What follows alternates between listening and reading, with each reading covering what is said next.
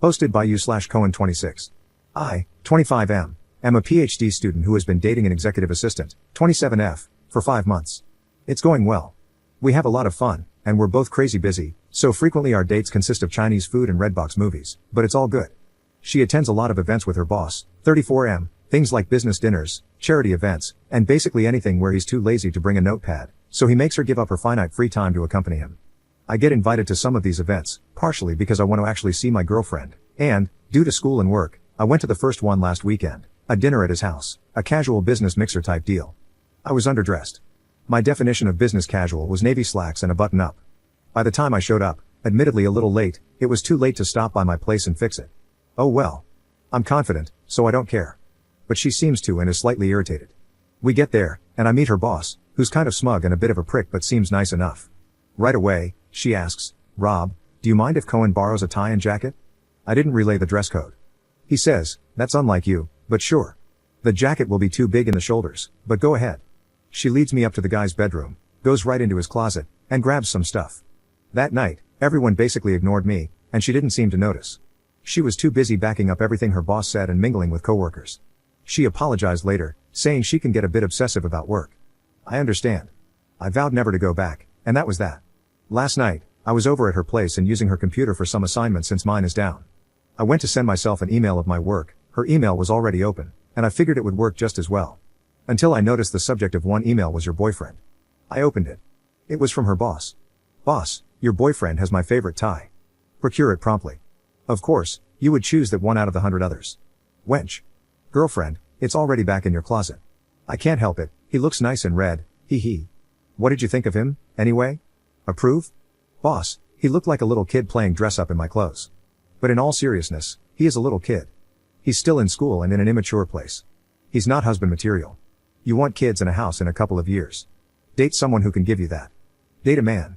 Girlfriend, thanks for being honest. I value your opinion. Husbands aren't exactly growing on trees, though." That was the last email. I left soon after and haven't talked to her about it.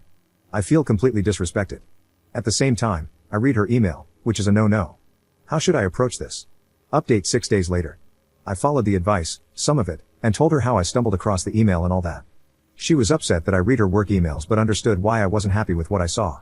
She explained that her boss is more than just a boss, he's also a friend, and they've been through a lot together.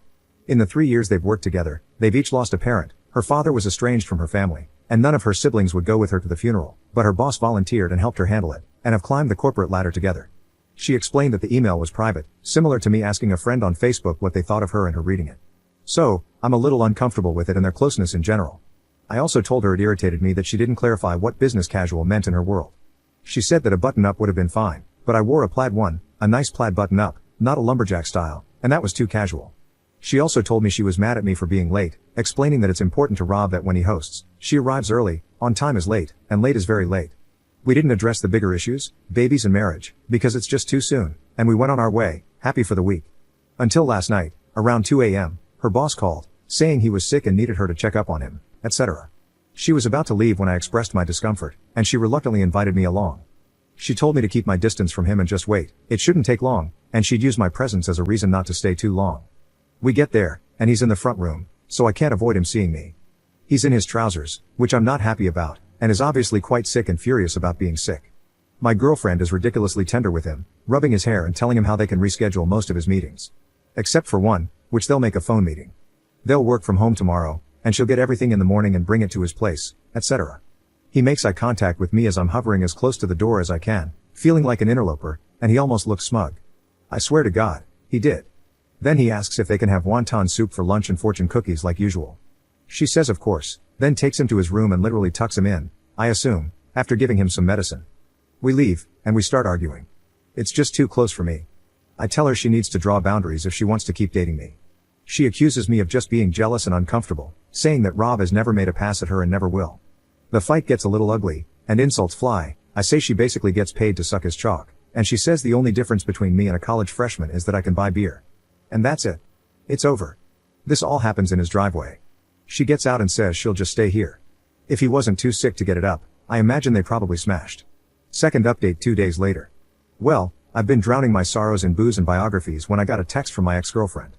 I obviously hoped she was begging for forgiveness and pleading for me to come back to her, both because I missed her and because I wanted to turn her down. I'm a complicated fool of a man. She was not. I wanted to let you know I'm sorry for what I said. Once you compared my entire career to that of a sleuth, I lost my temper and said a lot of things I regret. I hate to end on a bad note because we were both hurt and lashed out. I also wanted to let you know you were right about Rob, just because I would want to know if I were you. You deserve to know you weren't crazy. I didn't think he felt the same way, and I resigned myself to trying to love someone else. I didn't do a good job. How could I when he was constantly there? But it turns out he's felt the same way all along. He just didn't think he could cross the line. It had to be me, because Rob felt, as my superior, there was no appropriate way to confess his love. 2 years of us being stupid and stubborn, but we are finally together. We're hashing it out with HR now, and they're not giving us any problems. Sorry we put you in the middle of our personal games. I wish you all the best. So screw me. She's going to live happily ever after, never loved me, and I wasted 5 months. Gonna become a monk now? Reddit, G2G find God. Edit. I don't want to do an update because there's no reason to, but I would like to say that I don't begrudge her happiness or wish her any harm.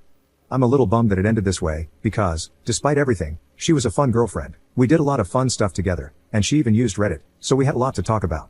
She's extremely smart, honestly, she does a lot of her boss's work and gives great feedback, and if it weren't for her messed up family, she would have gone on to be an executive, not an assistant. But I'm not getting drunk or wasting away. I'm just having a few cold ones and playing video games because I'm an introvert, and that's how I cheer myself up. Anyway, my point is, I'm not a hero, and she's not a villain. We never said we loved each other or anything. I saw it maybe heading in that direction, unless I end up teaching in Nebraska or something. I said a crappy thing to her, and it all unraveled from there, and now that it's done, I realize I started it. I'm a little disappointed and a little bitter, but I don't hate her or wish for her to lose her job or get crabs. I just kind of want everyone to be happy, and maybe to get laid this weekend. Not that we'll be friends, I just don't have time to hate her. Thanks for all the advice.